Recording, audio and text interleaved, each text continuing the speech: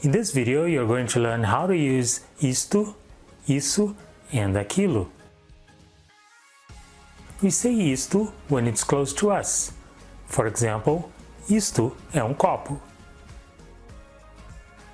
We say isso when the object is close to the person we are speaking to.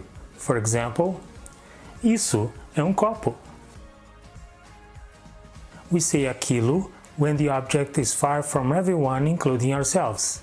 For example, aquilo é um copo.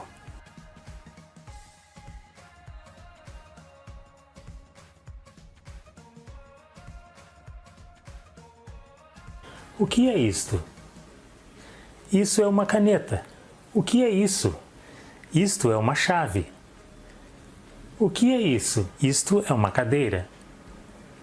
O que é isto? Isso é um celular. O que é aquilo? Aquilo é uma casa. O que é aquilo? Aquilo é um computador. Obrigado por assistir a mais uma aula. Até breve!